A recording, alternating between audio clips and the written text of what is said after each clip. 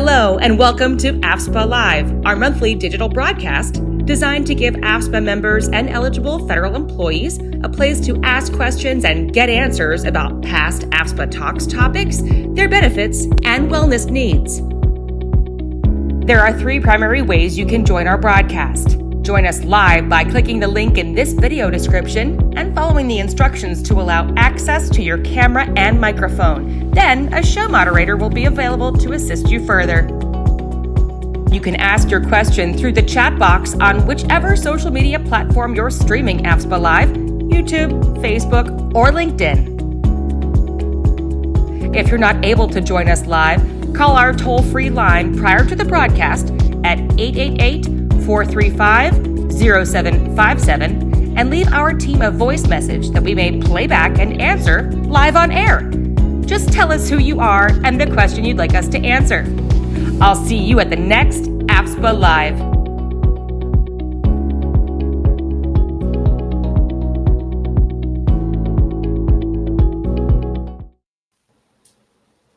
Hi, everyone. Welcome to a special edition of AFSPA Live.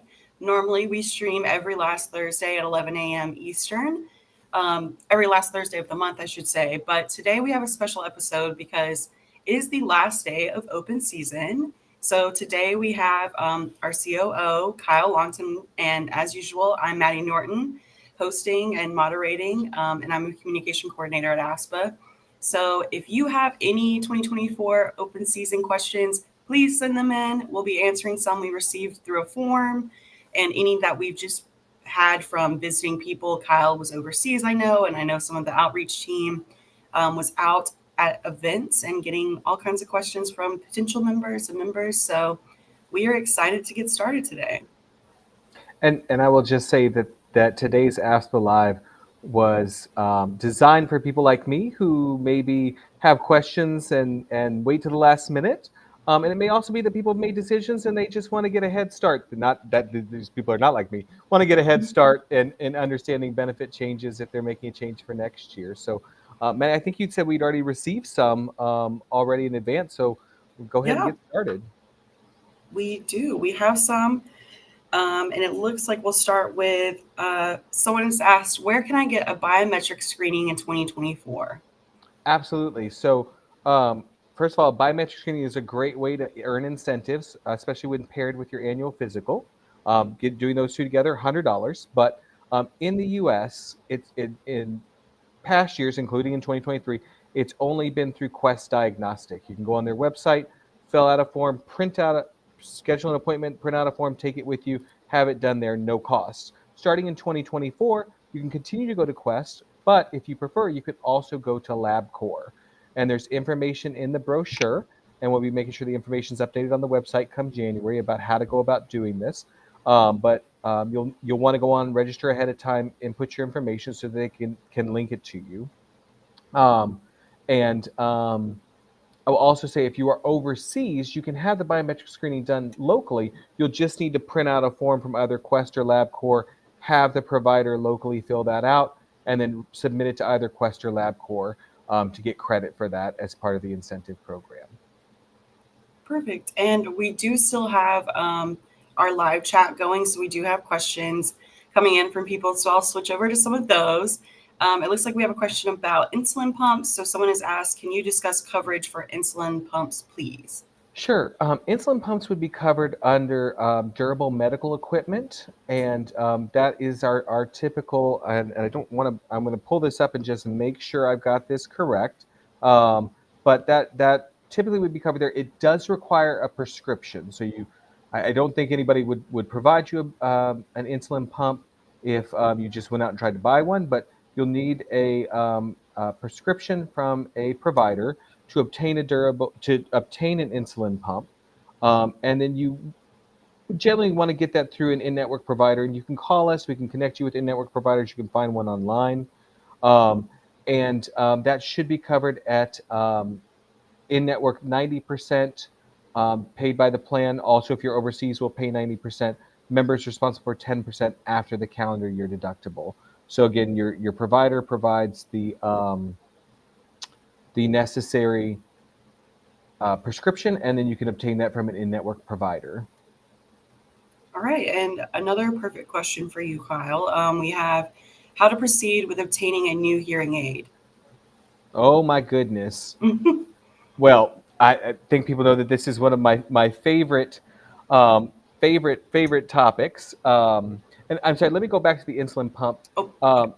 Could be covered under durable medical equipment. Could also be covered under prescription drugs. That's where insulin and diabetic supplies are covered. So give us a call, and it will depend on exactly what your provider writes, because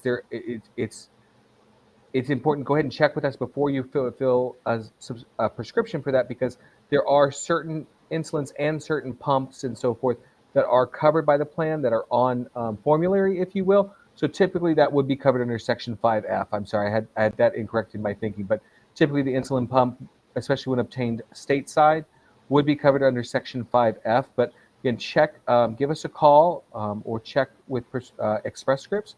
They can let you know what's on formulary, what's covered, so that you get something that will be covered. And hearing aids. Mine are sitting right here next to me on the table while we're doing this. My recommendation is, if you're getting your hearing aids in the United States, start with using all our I can promote our plans here. Start with using our discount program in partnership with Blue. You give them a call. They help you find a provider nearby. They'll make the first appointment for you. You do the rest directly with the provider. They'll do your testing. They'll recommend hearing aids, and they'll apply the discount. Typically, though, excuse me, when using the discount program or otherwise, you will pay out of pocket upfront in many cases for the hearing aid, and then submit the claim for reimbursement from FSBP. So you can submit that online. You can submit that via mail. Online's the best way. Just let us know it's a hearing aid.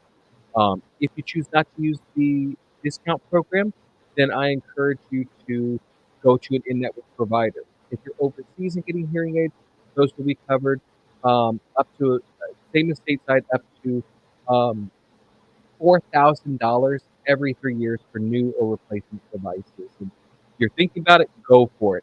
I highly encourage it. All right, and it looks like we have a question about physical exams in China. So, how would we get a routine physical exam if we were in China?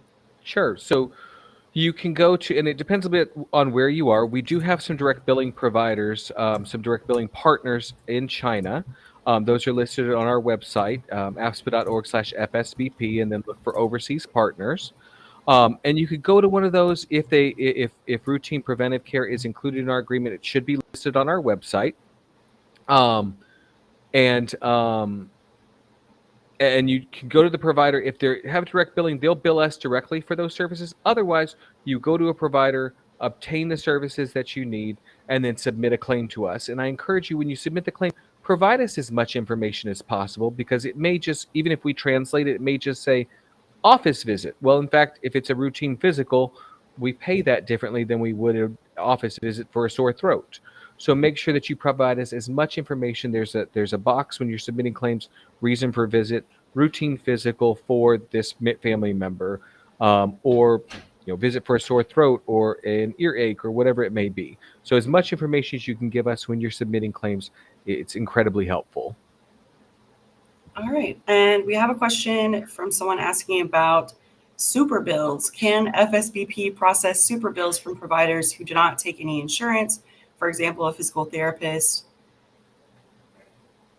Um, I want to answer this, but super bill is not. It may be a term that is familiar to this person. Is not a term that I have come across before. Give me just a second. I mean, the main thing that we need, and let me pull this up. I understand my audio is a little off. What we need, what we can process when it comes to us, is the diagnostic code or the reason for the visit. If it's stateside, I assume we're talking about here, we need a reason for the visit, the diagnostic code, the CPT code, the procedure code of what was performed, and the date, and then the license information for the person who performed it, that should be on there.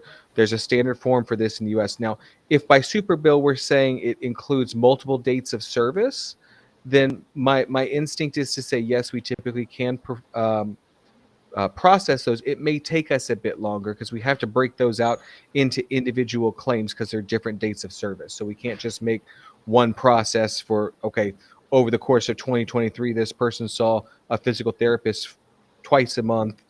So there's 24. We've got to break those out into individual dates. So it can take longer, maybe a challenge for us just in terms of processing quickly. So I see one of my colleagues has asked if you can provide us a little bit more information about what you mean there, but we'll continue with other questions, I think. Yeah, and we have a question from Jeffrey, and he has asked if I'm overseas, do I still have to enroll with Medicare and still be covered under AFSPA? Okay, so there is no requirement to enroll with Medicare as a federal civilian. I will just note that if you have TRICARE and you want to keep TRICARE for life, TRICARE for life does require that you enroll in both Medicare Part A and B. That's all of original Medicare. But otherwise, there is no requirement for anybody, whether they're overseas or in the U.S., to enroll in Medicare A or B. We recommend typically that people enroll in Medicare A because for most people, there is no cost. You've been paying into it over the course of your working life. But Part B, and that's in Part A, in case you come back to the U.S., you've got hospital experience in the future. That will only help you, and there's no cost to it. Part B, if you're overseas and you're receiving most of your care overseas, then there's really no benefit to having Part B for you overseas. But there is no requirement to enroll in it. Just keep in mind that if you don't enroll and you're already retired, if you try to enroll in the future, you will face a penalty for late enrollment. And you can still be covered under AFSPA, under FSBP, or other federal plans, but we don't have a requirement for that. Your benefits, especially when overseas, remain the same. All right, and we have a question about switching plans. Someone has asked if I'd like to switch plans but still have pending claims with a previous plan, will the services received while covered in that year still be honored? That's a really good question, and the answer is yes. So let's say you're covered by Plan A this year in 2023, and you've still got some claims. Maybe you haven't even submitted all of them yet. That's okay. You have until December 31st of the year after you receive services. So if you receive a service today, you've got to submit it by December 31st, 2024. Doesn't matter if you're still enrolled in that plan. You were covered by that plan when you received the medical services. So they will still cover that because you were covered. You can then change to another plan. And just keep in mind, if you're an active employee, any change you make this open season becomes your health insurance. The change becomes effective January 14th, 2024. But yes, that is still honored. Whichever plan you're covered by at the time you receive the medical services, that plan will honor it as long as you meet their timely filing deadline, which across all the plans is standard of December 31st, the year after you receive services. All right. We're going to answer another question that just came in. It looks like this person has asked, is the family CUI deductible aggregated or embedded? The former means the family deductible has to be hit before benefits kick in for each individual in the family. Sure. So here's the deal. You've got I'll use my family as an example, as if we had foreign service benefit plan. There are 5 of us in my family who would be covered under it if we had it. Not a federal employee, not eligible, unfortunately. Very jealous of those who are. But the family calendar year deductible is $600. Now, I have some doctor's appointments scheduled in January for myself. They are diagnostic or treatment in nature. They're not my annual physical. So I will go. My bills from my doctor, likely in January and February, will total more than $300. Once I, as an individual member of that family, hit 300, the plan will start paying benefits for me. Once one other family member or the other 4 family members combined hit the other 300, so we hit a family total of 600, the plan will start paying benefits for everybody. So I hope that answers the question. Once one family member hits the individual of deductible of $300, we start paying benefits for that person. Once the family as a whole hits the $600, we start paying for everybody. All right. And we have a question. It looks like someone has asked if they have FSBP now, but wish to change to another provider, another insurance company, can they rejoin FSBP in 2025? Well, we all make mistakes. Yeah. No, I'm kidding. The answer is yes. If you switch from one plan to another, you can make another change back in the future. That's one of the beauties of the federal program.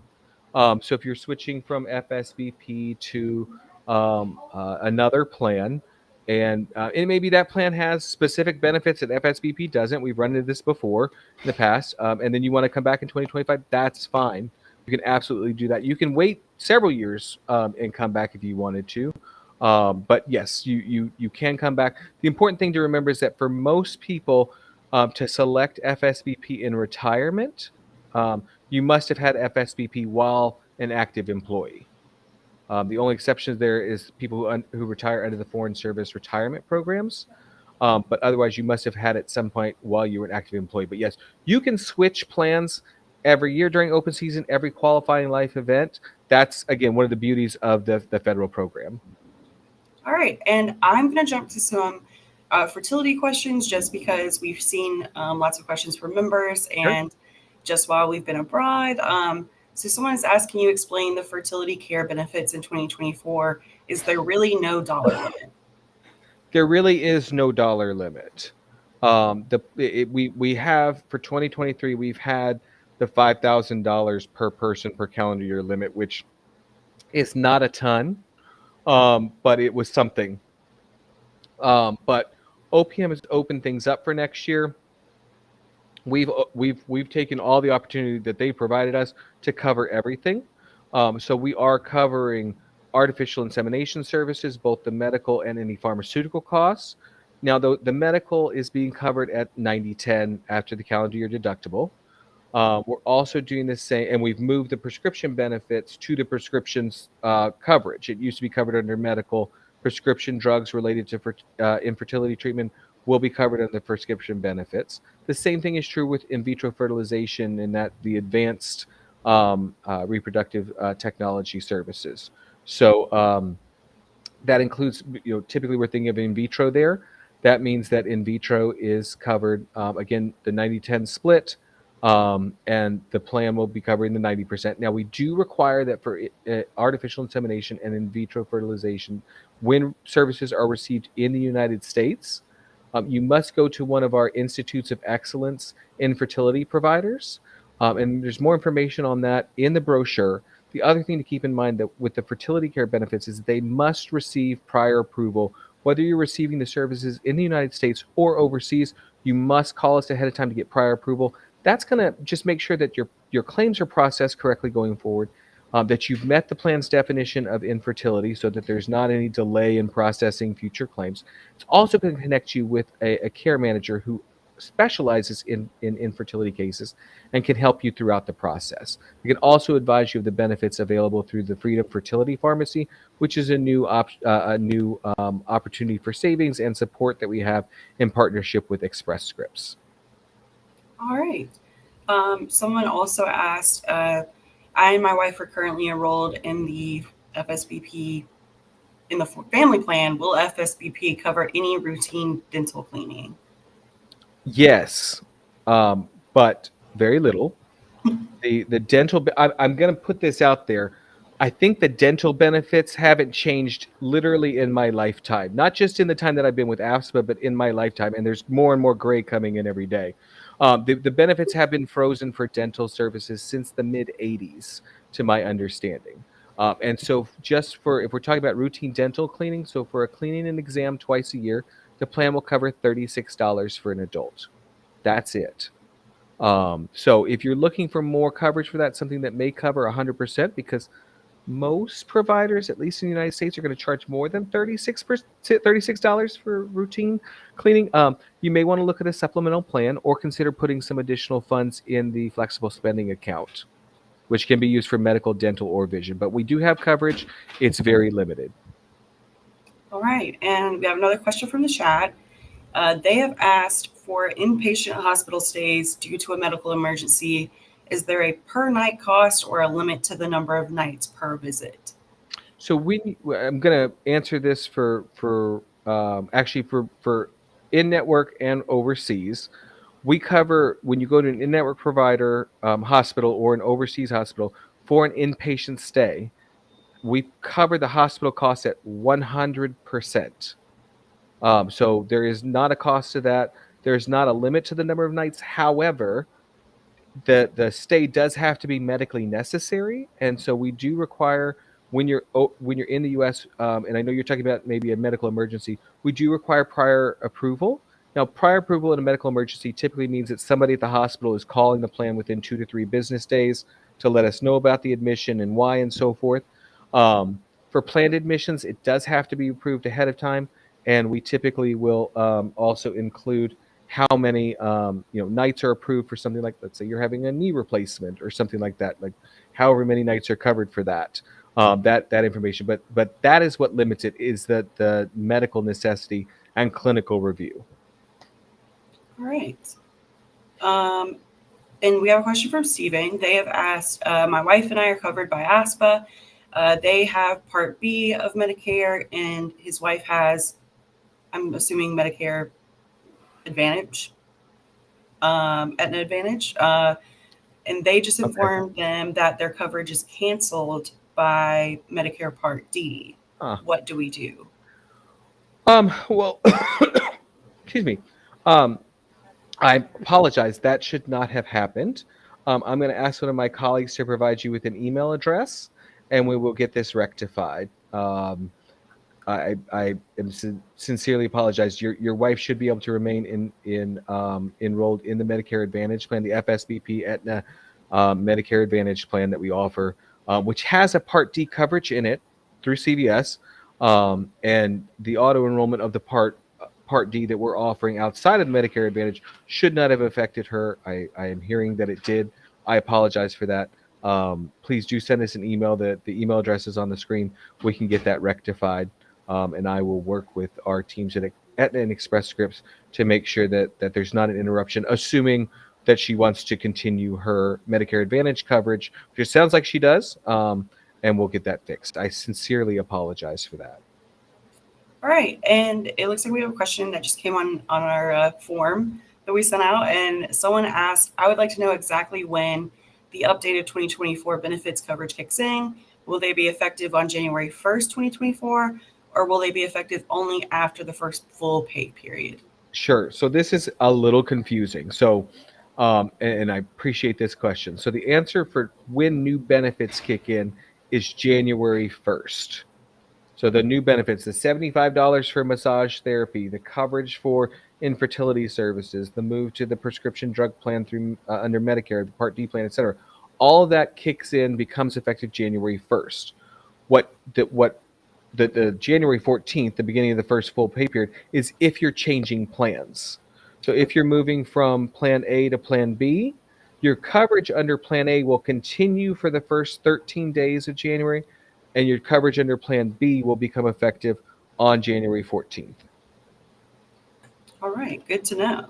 I would just say in 2023, both of those matched up. Everything changed on January 1st. That's unusual. We're not so lucky this time. Yeah, no.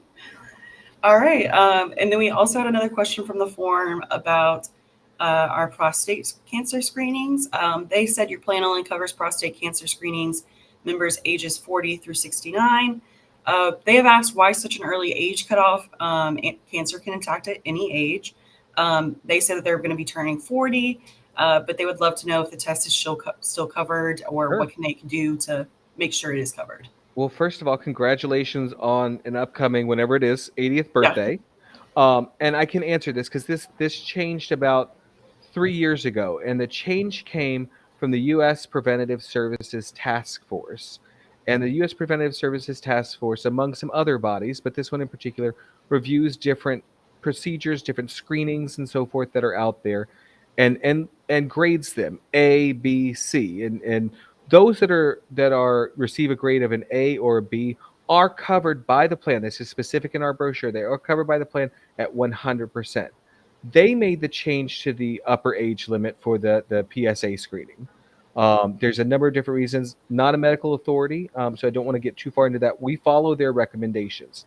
After age 69, though, the plan will still cover PSA tests, but we would not cover them at 100%. We would cover them as diagnostic or for treatment purposes if it came to that. But you can still have one done if your doctor orders it. You just would have a cost share. All right. Someone has asked another question about the fertility benefits. They have asked, to be eligible for ART in 2024, women ages 37 and younger must undergo 3 cycles of ovarian stimulation, failing to conceive each time. Will the cost of drugs and procedures for these cycles be covered? Okay, so I don't want to, it sounds like this person has done their research maybe with a clinical policy bulletin or something like that. So I don't want to confirm that this is the requirement. That is something to be discussed with either our fertility advocate or a care manager during the prior auth process. So I'm setting that aside. But what I will say is that, yes, FSBP members must meet the plan's definition for infertility. And that definition is spelled out in the clinical policy bulletin. It's also the current definition is spelled out in our brochure. And that is that someone age 35 and younger must go through 12. Let me see if I can get the exact words in front of me. Give me just a second. But it does have to do with Give me just 1 second. Okay, so infertility is defined when a person is unable to conceive or produce conception after 1 year of egg sperm contact while the person attempting conception is 35 years of age, under 35 years of age, and after 6 months of egg sperm contact when the person attempting conception is 35 years or older. So that is the necessary threshold for being able to access benefits. After that, the provider you're working with and our team of national excellence for infertility will discuss exactly what is necessary. There may be specific circumstances for each person where moving to in vitro is the best move because of past history or a medical condition, or it may be attempting artificial insemination either through IUI or ICI or even IVI. That's less common. But that is the conversation that comes, and that leads to the approval for the procedures as well as for the drugs related to the procedures. All right, and we have a question from the audience. They have asked, my husband and I are covered under FSBP, under their plan. He also has Medicare Part A, but they are not eligible yet. Will he automatically be enrolled in Medicare Part B under Aetna in 2024? No, we are not doing automatic enrollment of anybody in Medicare Part B as in boy. What is happening in 2024 is that we are doing, for anybody who's enrolled in Medicare A or Medicare Part B or both, and who is covered by insurance that is the result of retirement, not as a result of continued active employment. We are doing an automatic enrollment in a Medicare Part D as in drug plan, a prescription drug plan. This is the only thing that's changing. It's the prescription drugs. I encourage you to go back to our YouTube page, to our podcast. We've done a lot on this about exactly what the Medicare Part D plan, we're calling it the prescription drug plan, the PDP, or there's more information at afspa.org/PDP, like prescription drug plan. Yes. And this is the link on the screen if you need to go to that website. And there's all kinds of resources. You can see how much your prescriptions will cost, how much, this will affect you, or, what the limits are for everything. So definitely check that out. And then we have a question about, let me scroll back to find it. Sorry. Okay. Okay. How is a FFS plan different than a PPO? Do we have to submit the claims paperwork ourselves? Yeah. So a fee-for-service plan basically means it's not an HMO, that your plan, the plan pays an amount per service. That's what the fee-for-service means. The PPO refers to a preferred provider organization. So that really refers more to the network that is being used. Functionally, I will just say that FSBP is a fee-for-service plan that uses a PPO network. So to just that they can go together. They're not mutually exclusive, but it essentially uh, differentiates them from health maintenance organizations or HMOs. Typically, if you go to an in-network provider and receive services from an in-network provider, they are submitting the claims paperwork for you. And so that's one of the great advantages. That plus savings, because we've already negotiated with those in the PPO. That is one of the great advantages of going to an in-network provider, is that they handle the paperwork for you and they work directly with us. Perfect. And we have another question about Express Scripts. Sure.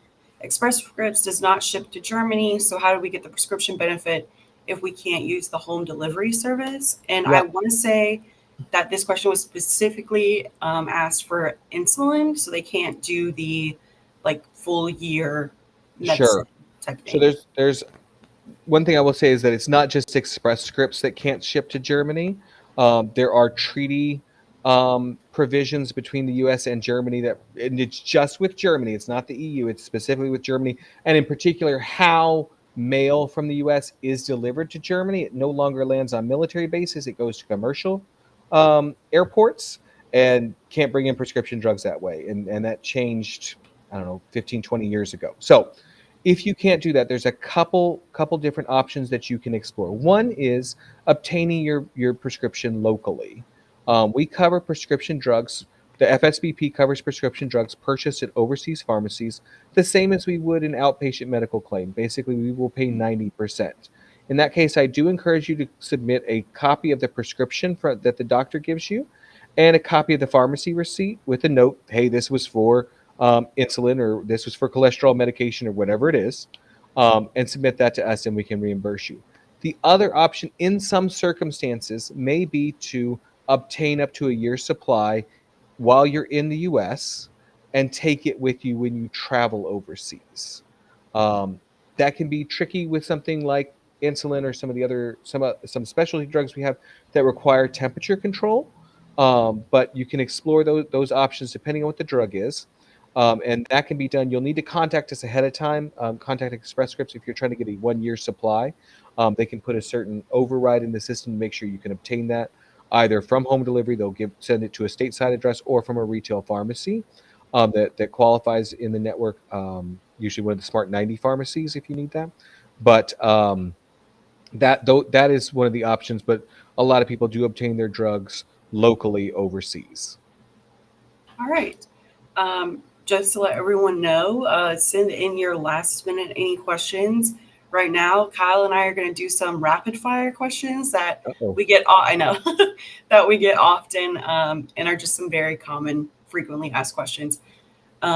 So we have our first one's going to be: is AFSPA/FSBP the same as Aetna?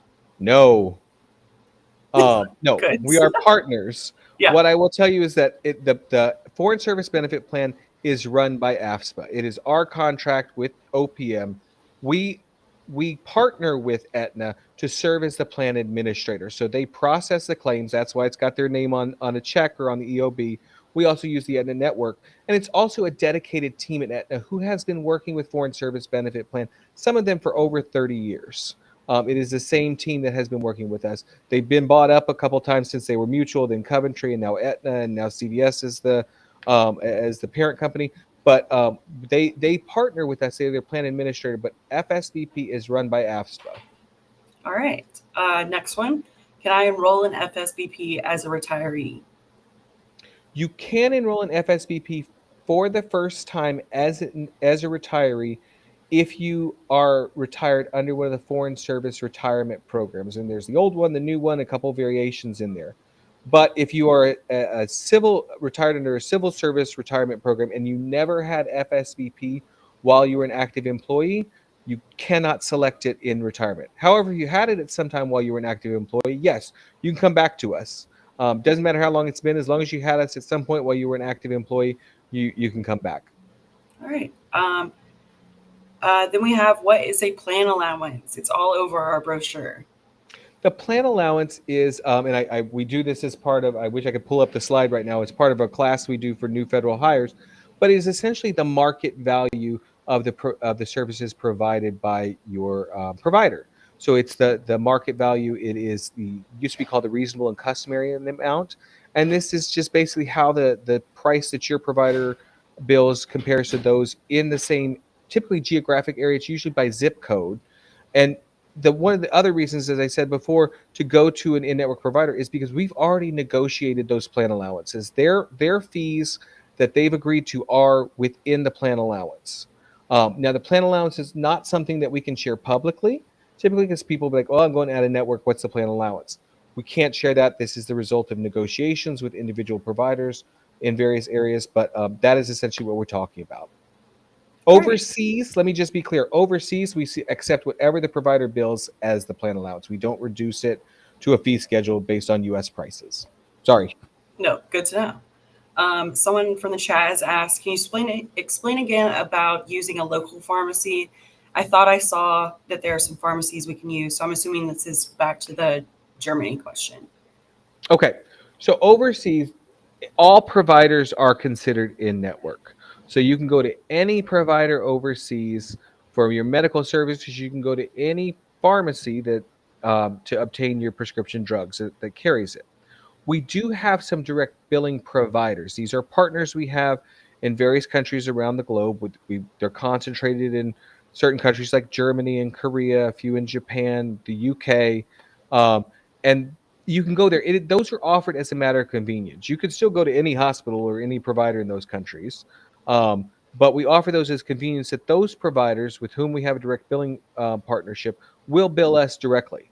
Now, some of them have a pharmacy right there, depending on the healthcare system in that country. Sometimes things are hospital-based. You get everything right there. Sometimes you're going out to individual providers. But the pharmacies, when you're overseas, you can go to any pharmacy. We will treat it as in-network. When you're stateside, you must obtain, if you want coverage, you've got to obtain your prescriptions from a network participating pharmacy. And for your maintenance drugs, something you're taking every day or maybe once a month or something like that, you must go to get it either through home delivery from the Express Scripts pharmacy or from a Smart 90 participating pharmacy, which is pretty much Walgreens, CVS, and a handful of independent pharmacies where there maybe isn't a Walgreens or CVS. I hope I answered that question. I see the clarification that was for stateside. I hope I answered that. All right. And then we have another question about IVF. Does FSBP cover injectable drugs for IVF?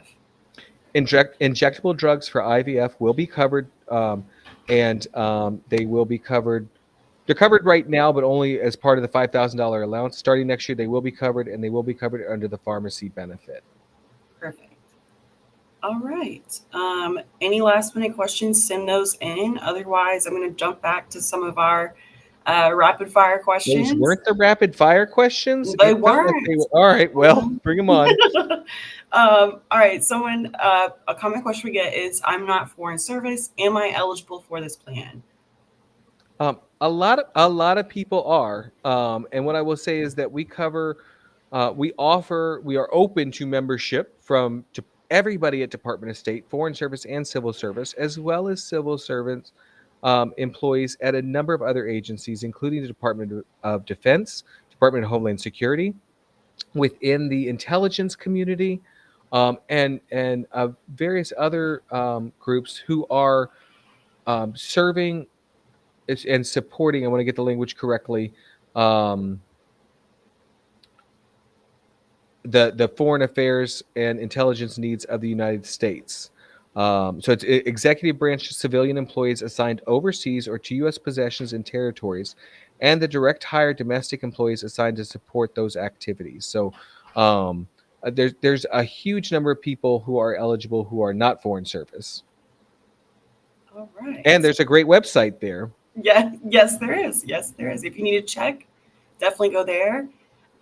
We also have a question from Jeffrey. They have said, How long is the time limit to submit a claim overseas? Same as the time limit for a stateside claim. You have until December 31st of the year after services were received. So any claim, any services from 2023 must be submitted by December 31st, 2024. And if you still have any 2022 claims sitting around, you've got 20 days to get them in. All right. And then we have a question. Someone has asked, what about Chinese herbs prescribed by a doctor, obtained from a Chinese pharmacy? Are there any coverage on that? That's a tricky question. If we're talking about in the United States, the answer generally is no, unless it's an FDA approved medication. That is what's covered in the United States. Overseas, again, we would be looking for some sort of regulatory approval from a local agency to make sure that it is a covered drug. We recognize that there are some drugs that are considered over the counter in the US, but are available only by pharmacy in certain countries overseas and so forth. But if we're talking about drugs that are not technically approved by a scientific agency, then those typically are not covered. All right. And then we have another question. If I have FSBP and leave for a non-eligible agency, so I'm assuming switching their jobs, can I continue using the plan at my new agency? You can. Once a member, always a member. And if your new HR folks push back on that and say, no, you're not eligible, give us a call, have them give us a call. We can clarify that. But yes, once you've been eligible, you continue to be eligible into the future. Perfect. And it looks like that's about all of our questions. Including the rapid fire? Including the rapid fire, unless you would love to talk about how long AFSPA and the FSBP plan has been around. Sure. Well, AFSPA was founded on March 1st, 1929.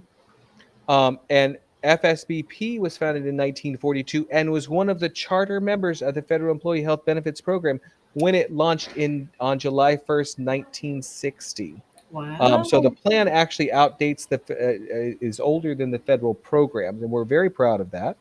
And we're proud to have continuity with our administrator, even though it's changed names, it's still the same people working there. And we're proud to continue to offer service and put our members first throughout our history. Absolutely. A great note to end on. Absolutely. And don't forget, everybody, it is the last day of open season, so make your changes now. If you have further questions, literally right now. If you have further questions, we have our website, AFSPA.org/open season. We've done tons of podcasts about this. We have an open season frequently asked question podcast, as well as a deeper dive into the benefits and changes that have been added for 2024. You can watch any AFSPA Lives that have been in the past, and this one will go directly to YouTube. So if you missed a question or you want to hear something again, it'll be right there.